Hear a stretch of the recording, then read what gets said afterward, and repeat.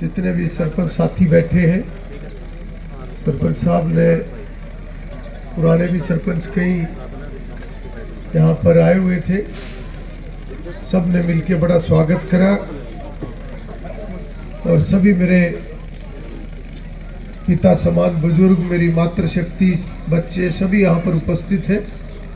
आप सब की तरफ से मैं मोदी जी की जो ये गारंटी वाली गाड़ी है, गांव में पहुंचने पे बहुत बहुत स्वागत करता हूं। और मोदी जी की जो ये सोच है और हमारे मुख्यमंत्री जी की जो सोच है कि जितनी भी सरकार की योजना है, चाहे वो केंद्र सरकार की है चाहे प्रदेश सरकार की है, वो सब योजनाएं गांव-गांव में सबके पास पहुंचनी चाहिए। और इन योजनाओं को, जितनी भी योजनाएं लागू करी है, अब इस यात्रा में ये देख रहे हैं कि किसको नहीं मिला लाभ। जिसको मिलना चाहिए था और नहीं मिला तो उनके कागज देखने लग रहे हैं, चेक करने लग रहे हैं, ताकि मौके पे सबके काम हो सके। और किसी का अगर रह जाए तो नोट कर लेते हैं और आगे भेज देते हैं उसका पंजीकरण करके, ताकि सरकार से जो भी उसके अंदर बदलाव करना है वो होके आ जाए। और इसका एक मकसद तो ये है कि किसी का जो होने वाला काम है उसको दिक्कत ना आए काम करवाने में, और नहीं होने वाला काम है तो उसको भी बताओ कि नहीं होने वाला है।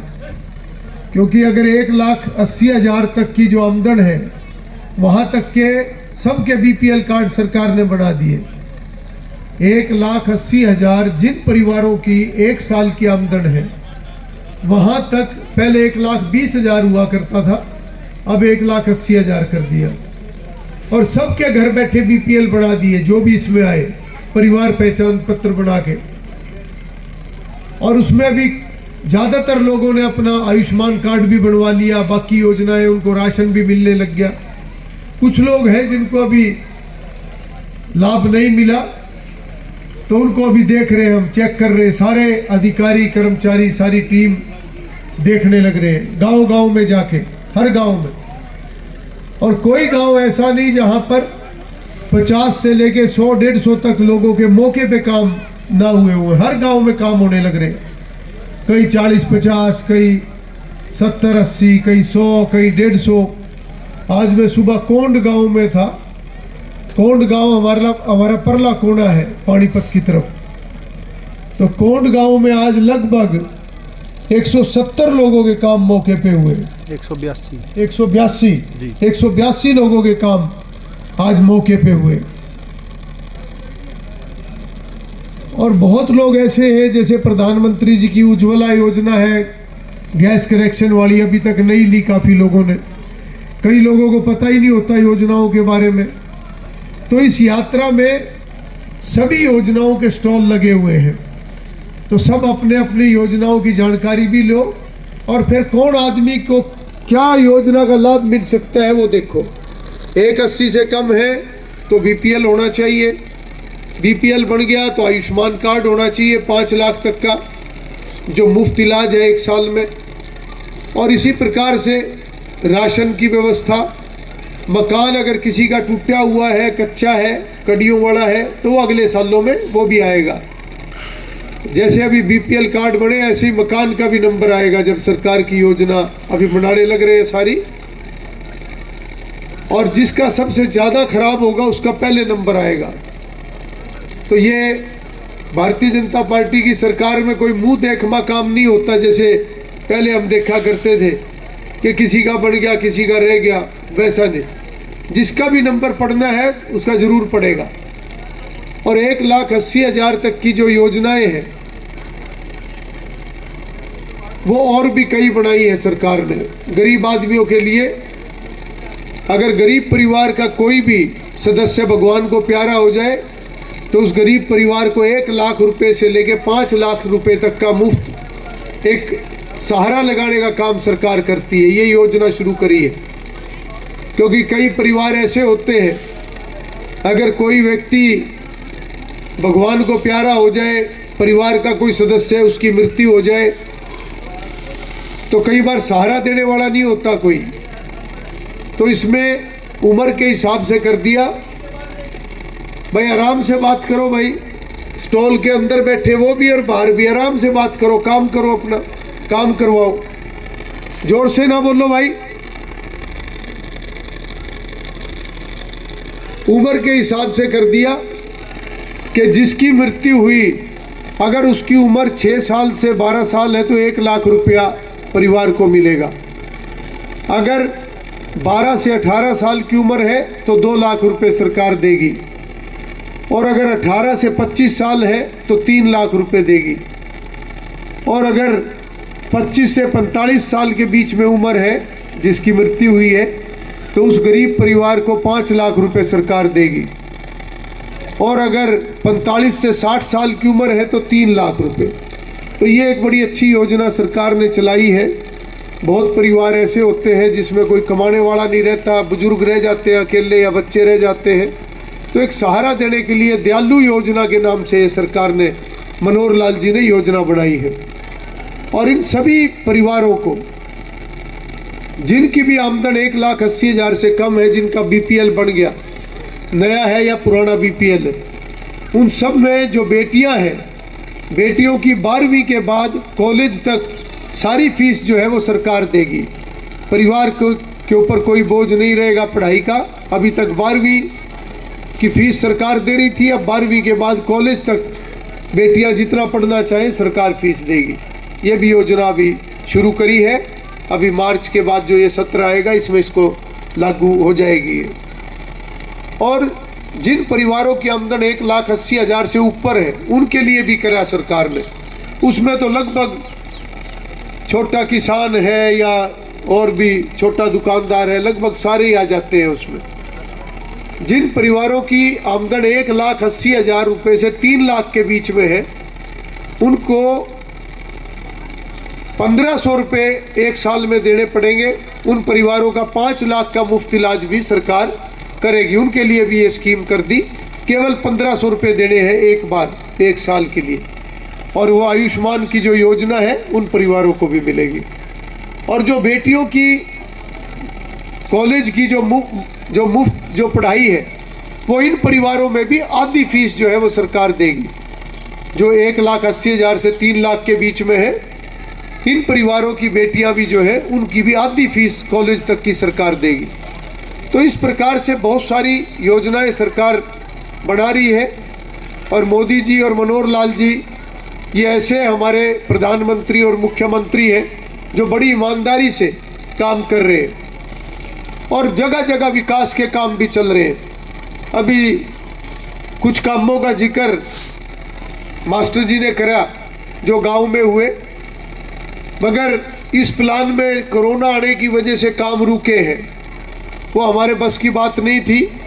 कोरोना आया, कोरोना आने से लॉकडाउन लगा, फिर दूसरा लॉकडाउन लगा, फिर तीसरा लॉकडाउन लगा, और लॉकडाउन के बाद भी कहीं काम ठीक तरीके से नहीं हुए क्योंकि खजाने में भी पैसा नहीं रहा। जो पैसा था वो सारा अस्पतालों में चला गया या लोगों की ज़िंदगी बचाने में वो प्राथमिकता थी, क्योंकि ये बहुत बड़ी महामारी थी।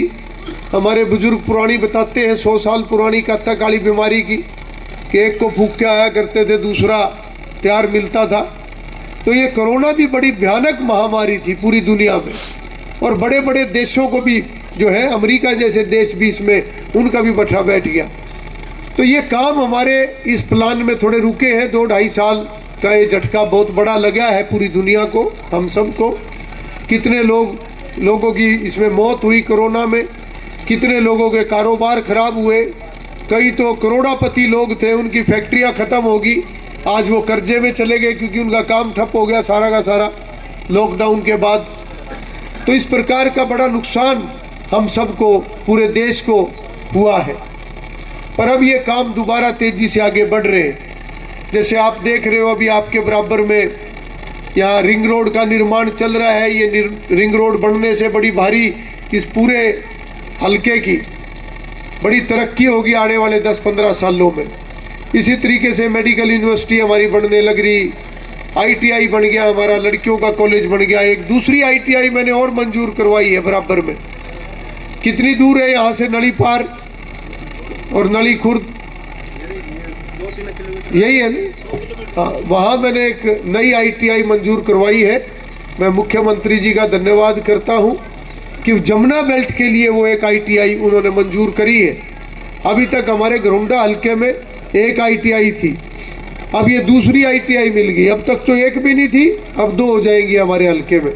तो ये जमुना के बेल्ट के जितने भी गांव हैं हमारे, कम से कम 20 से 25 गांव, 30 गांव को इसका फ़ायदा होगा, पूरे एरिया को। और इसके अंदर हम बड़े अच्छे कोर्स लेके आएंगे। जैसे बस्ताड़े वाली ITI के अंदर मैंने कोर्स जो करवाए हैं, वो सारे ऐसे कोर्स हैं जिसमें कोर्स करने के बाद बच्चों को सीधा रोजगार मिलेगा। बहुत सारे कोर्स तो वहाँ ऐसे हैं जो सीधे मेडिकल यूनिवर्सिटी में काम मिलेगा जब ये पूरी शुरू हो जाएगी, चल जाएगी। तो सब इस प्रकार के, और यहाँ वाले कोर्स भी मैं ऐसे ही, मैंने अधिकारियों से बात करके वो प्लानिंग की हुई है। यहाँ भी ऐसे ही कोर्स आएंगे। कोई पुराना घिसा पिटा कोर्स नहीं आएगा कि ITI कर ली कोई काम नहीं मिला, ऐसा नहीं होगा वो। तो हमारे इलाके में बड़ा रोजगार मिलेगा, जो भी कोर्स करेंगे उनका रोजगार। और मैंने यहाँ पे स्किल डेवलपमेंट के सेंटर भी मैंने चालू करवा रखे थे, वो कोरोना में बंद हो गए थे। अब मैंने कंपनियों से दोबारा बात करी है, दोबारा यहाँ पर हम बड़ा एक उद्योग यहाँ पर आए, उसकी भी तैयारी कर रहे हैं। और उसके साथ दोबारा से स्किल डेवलपमेंट सेंटर उसमें होगा, ताकि वहाँ पर ट्रेनिंग देके और सीधा रोजगार उस उद्योग के अंदर ही मिल जाए। इस प्रकार की योजना हमने बनाई है और उसके लिए हाँ भी हो गई है। लगभग 10 एकड़ के अंदर वो कैंपस होगा, उसके अंदर यहाँ पर वो काम अगले सालों के अंदर शुरू होगा। वो भी हमारी तैयारी लगभग पूरी हो गई है। बाकी काम आप सब जानते ही हैं। आपका शुगर मिल बन गया, हमारे एरिया को बड़ी दिक्कत होती थी, कंडम हमारा शुगर मिल होता था। और भी कितने काम हमारे, कितनी नई सड़कें बनी है, हमारा ये पुल है, कैसे हालात हुआ करते थे। बराबर में नहर जारी है, अब नहर का काम होने लग रहा है, कम से कम 400-500 करोड़ का तो ये नहर का ही काम हो रहा है। सारे पुल नए बनेंगे इसमें जितने भी हैं, वरना कितनी बुरी हालात थी इससे पहले। और हमने 15 स्कूलों को 12वीं तक का करवाया है, जिसमें से 12 स्कूल हमने जो है वो अपनी जमुना बेल्ट में ही करवाए हैं 12वीं के। तो हमारे जो बच्चे बैठे हैं छोटे, इनको आने वाले समय में अच्छी शिक्षा मिले, उसके लिए भी हम काम कर रहे हैं। तो ये सारे काम जो है ये हमारी सरकार ने 9 सालों में पूरी कोशिश करी है, और आगे भी हम इन कामों को तेज़ी से बढ़ाएंगे, क्योंकि काम अब दोबारा शुरू हो गए हैं और ग्रांटें भी अब आने लगी हैं। कुछ तो पंचायतों को पीछे ग्रांट मिली थी, कुछ अभी आने वाली है और ग्रांट। और उसके अलावा जो बचे हुए काम हैं, जो रुके हुए हैं, जितने मेरे सरपंच साथी बैठे हैं, एक्स सरपंच भी बैठे हैं, आप लोगों के पिछले कार्यकाल में भी जो ग्रांट आई थी उसमें कुछ काम अभी अधूरे हैं। जैसे कम्युनिटी सेंटर है, इनकी भी ग्रांट मंजूर हो चुकी है, और जैसे ही ये ग्रांट आएगी इसको आप सही तरीके से पूरा बनवा के इनको तैयार करवाओ, ताकि जो एक रुकावट बीच में आई थी, दोबारा से ये सारे काम अच्छे तरीके से आगे बढ़े। और आज की इस यात्रा में जितनी भी ये योजनाएं आई है, इन सभी योजनाओं में जिसका भी कोई काम है, तसल्ली से अपने कागज़ दिखाओ, जल्दबाजी की कोई बात नहीं है। हम सब तसल्ली से बैठेंगे, जब तक एक एक आदमी का काम नहीं होगा या उनकी तसल्ली नहीं होगी तब तक हम यहीं बैठेंगे।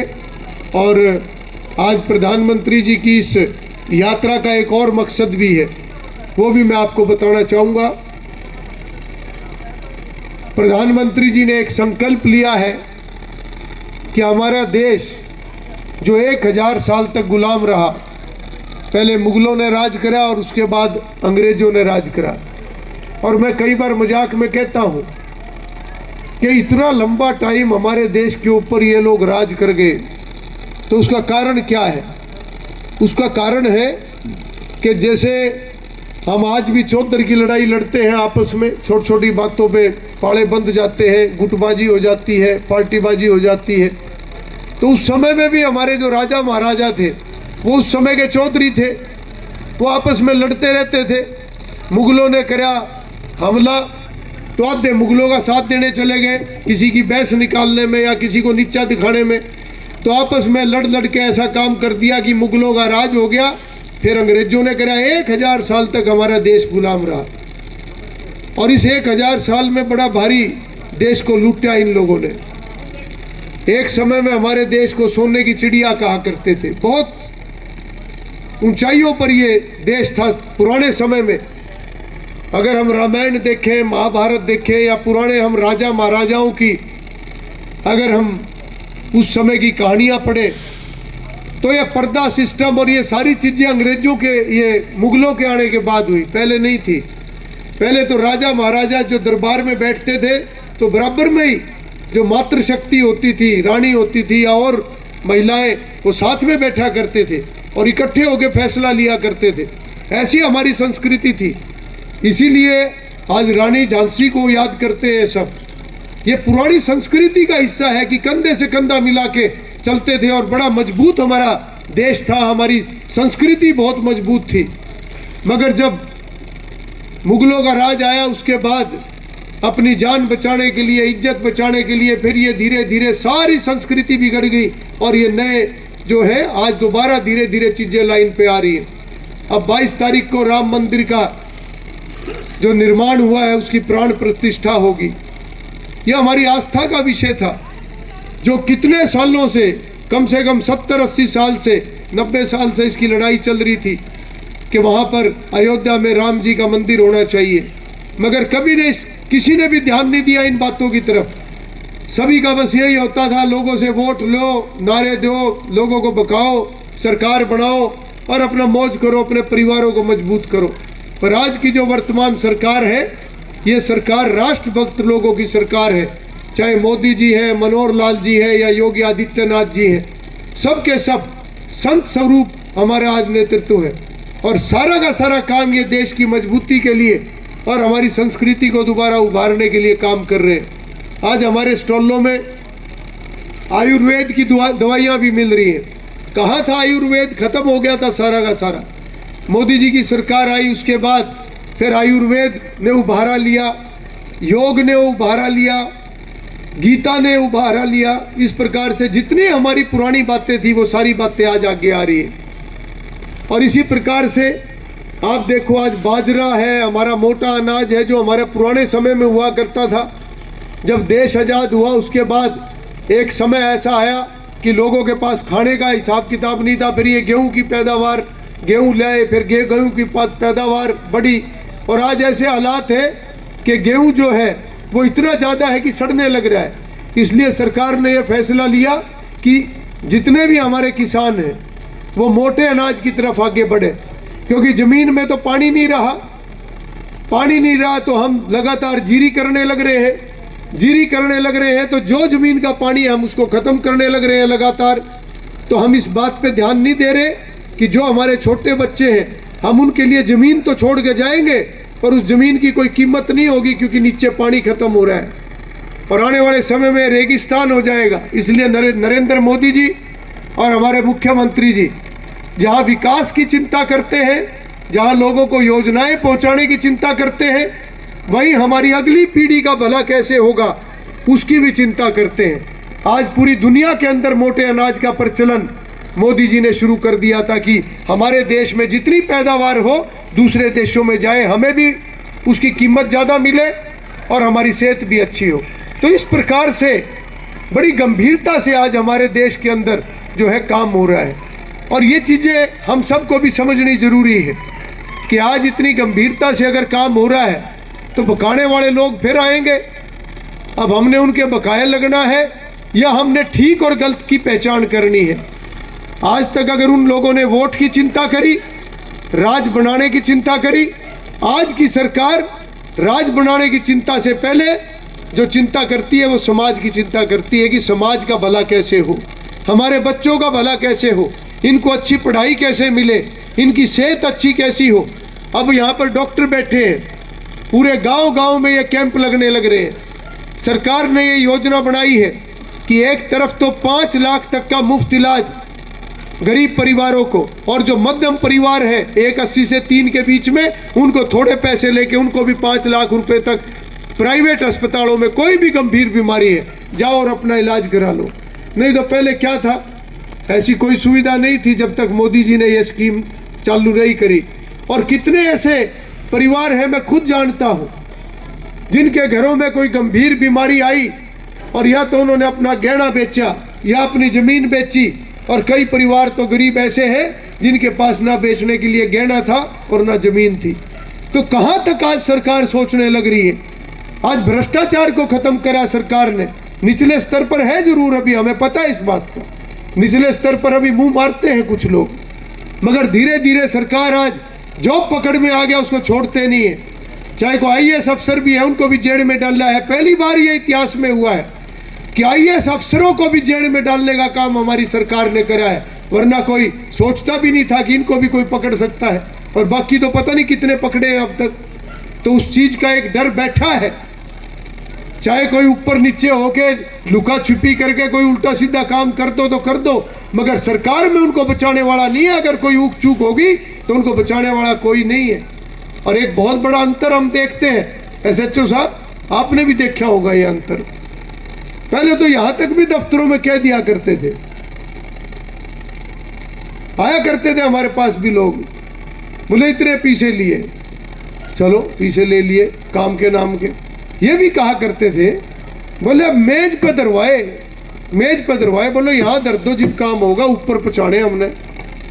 आज सारे जिम्मेवार लोग बैठे हैं यहाँ पर, सरपंच भी बैठे हैं, एक्स सरपंच भी बैठे हैं, और भी गांव के मौजूद लोग बैठे हैं। भाई एक बात आपसे पूछता हूँ, दो बातें ऐसी हैं जो एक स्पष्ट दिखाई देता है कि ईमानदारी की सरकार क्या होती है, मगर समाज को भी समझनी पड़ेगी ये बात। पहली बात तो ये बताओ, आज किसी दफ्तर में चले जाओ, है किसी में इतना दम जो न्यू कहता धरते मेज पे पीछे, है किसी में दम? आज इतना डर बैठ गया, ये छोटी बात नहीं है। दूसरी बात, पूरे हरियाणा प्रदेश में या हरियाणा के नाम का आज कोई आदमी खड़ा होकर कह दे कि पूरे हरियाणा में फलाना आदमी है जो न्यू कह रहा है कि ला पीछे तेरी नौकरी लवा दूंगा, मिला किसी ने कोई आदमी? एक आदमी नहीं पाओगा। और हमारी सरकार से पहले ऐसा काम होया करता था, बोले फलानी नौकरी लाओ इतने पीछे पचाओ लग जाएगी। बड़े अफसर एमएलए मंत्रियों के रिश्तेदार वो लगेंगे, उनके जाकेट लगेंगे। आज कहाँ है कोई एमएलए मंत्री के जाकेट? किसी की कोई नौकरी नहीं। कोई पढ़ेगा, इम्तिहान पास करेगा तो नौकरी लग जाएगी, नहीं तो जैसे समाज के बच्चे ऐसे एमएलए मंत्रियों के बच्चे। कितना बड़ा बदलाव है, ये ईमानदारी की बात है। फिर भी हम आपस में बटे रहते हैं, अलग अलग विचारधाराएं होती हैं, वो खत्म नहीं होंगी कभी भी। ये तो बहुत बड़ा समाज है हमारा, ये भी एक बड़ा कुनबा है, बड़ा परिवार है। आज एक माँ बाप के पैदा करे हुए दो बच्चे हैं, उन दोनों की भी विचारधारा एक नहीं होती, कोई कुछ सोचता है, दूसरा कुछ सोचता है। और ये रहेगी, रहनी भी चाहिए, मगर ठीक और गलत तो रहेगा ही। जो ठीक है वो ठीक रहेगा और गलत है वो गलत रहेगा। और ये जागरूकता समाज के अंदर जरूर होनी चाहिए, इतनी बात मैं जरूर कहूँगा। और अंत में मैं आपको एक शपथ दिलवा कर अपनी बात को ख़त्म करूँगा, क्योंकि नरेंद्र मोदी जी ने ये शपथ ली है कि 2047 तक जब देश की आज़ादी के 100 साल पूरे हो जाएंगे, उस समय तक हमारा देश भी विकसित राष्ट्रों की सूची में होना चाहिए। विकसित राष्ट्र का मतलब क्या है कि आज पूरी दुनिया के अंदर 195 देश हैं। 195 देश में से कोई 35-36 देश हैं जो पूरे तरीके से विकसित हैं, जहाँ पूरा विकास हो गया, जहाँ की व्यवस्थाएं बहुत मजबूत है, जहाँ पर कोई गरीब आदमी नहीं है, हर आदमी अपना रोजगार करता है, पैरों पे खड़ा हुआ है। आज हमारे यहाँ तो कितना अभी भी कमी है। जब हमारी सरकार ने परिवार पहचान पत्र बनाया तो जो पहले हरियाणा प्रदेश में 11 लाख बीपीएल थे, आज 30 लाख से ऊपर बीपीएल बना दिए, ताकि 1,80,000 तक की आमदन के जो भी परिवार है उनको सहारा लगाओ एक बार, ताकि उनको सहारा मिले और वो भी अपने पैरों पे खड़े हैं, अपनी आमदन को बढ़ा सके। ये सरकार सोच रही है। आज जो भी नए बीपीएल कार्ड बने हैं वो 36 बिरादरी के बने हैं, किसी एक बिरादरी के नहीं बने, 36 बिरादरी के। क्योंकि प्रधानमंत्री जी और मुख्यमंत्री जी कहते हैं कि गरीब आदमी की एक जाति तो हो सकती है जिसमें वो पैदा हुआ, मगर हम उस जाति के हिसाब से उसका काम नहीं करेंगे। अगर वो गरीब है तो हम गरीबों को सबको एक बिरादरी में मान लेंगे। गरीब भी अपने आप में एक बिरादरी है, इसलिए गरीब के लिए जो योजना मिलेगी वो 36 बिरादरी में, कोई भी बिरादरी में कोई गरीब है सबको मिलेगी। आज हमारे घरुंडा हल्के में 27,000 नए बीपीएल कार्ड बने हैं, ये बहुत बड़ी बात है। किसी गांव में 200 नए बीपीएल कार्ड है, किसी में 500 नए बीपीएल कार्ड है। नगला मेगा और इधर ये कोंड हजार तक बीपीएल कार्ड बने हैं कई गांवों में।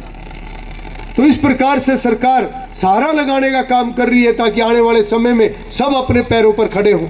और जब सब अपने पैरों पर खड़े होंगे, व्यवस्थाएं मजबूत होंगी, विकास पूरा अच्छे तरीके से पूरे देश में होगा, तब हमारा देश भी उन 35-36 देशों की सूची में शामिल होगा, जैसे अमेरिका है, चाइना है, जर्मनी है, इंग्लैंड है, इस प्रकार के जो ये बड़े बड़े देश हैं। और उस दिशा में बहुत मेहनत हमारे प्रधानमंत्री जी करते हैं। 18-18 घंटे वो काम करते हैं। अगर किसी और मुल्क में जा रहे हैं, जहाज में जा रहे हैं, तो जहाज में भी उनकी मीटिंग चलती रहती है, लगातार काम चलता रहता है, आराम नहीं करते एक दिन भी। इसी प्रकार से हमारे मुख्यमंत्री जी लगातार, कई बार तो ऐसे होता है कि मुख्यमंत्री जी से बात करनी हो तो मैसेज दो या तो तुरंत बात होगी, नहीं अगर तुरंत बात होगी, बिजी है, तो उनके फ़ोन आते हैं रात के 11-11 बजे कि आपका फ़ोन आया था, बताओ क्या बात थी। कई बार ऐसा भी होता, मैं एक बार चंडीगढ़ था और मुझे मुख्यमंत्री जी से मिलना था। जो मुख्यमंत्री जी से मिलने का समय एमएलए का होता है, वो मेरा बैठकों का टाइम था, मेरी विधानसभा की बैठक थी, मैं नहीं जा सका। मैंने मैसेज दिया मुख्यमंत्री जी के निवास पे कि अगर आज समय हो तो मैं चंडीगढ़ में हूँ, मैं बैठक में नहीं आ पाया और ज़रूरी कुछ विषयों पे मैंने चर्चा करनी है। तो मुझे 8:30 बजे फ़ोन आया मुख्यमंत्री जी के यहाँ से कि मुख्यमंत्री जी ने आपको 10:30 पौने 11 बजे के करीब बुलाया है। यानी 10:30 बजे मैं वहाँ गया, उस समय तक मुख्यमंत्री जी की बैठकें चल रही थी। और जब मैं मुख्यमंत्री जी को मिल के 11-11:15 बजे वहाँ से निकला तो 5 लोग और बैठे थे, जिसमें अधिकारी भी थे और लोग भी थे, जो और बैठक उसके बाद मुख्यमंत्री जी ने करनी थी। तो इस प्रकार से आज का नेतृत्व जो है वो मेहनत कर रहा है। हम सब की भी ये जिम्मेवारी बनती है कि हम भी अपने अपने काम को ईमानदारी से करें ताकि समाज और मजबूत हो, देश मजबूत हो, उसमें हमारा भी सबका योगदान हो।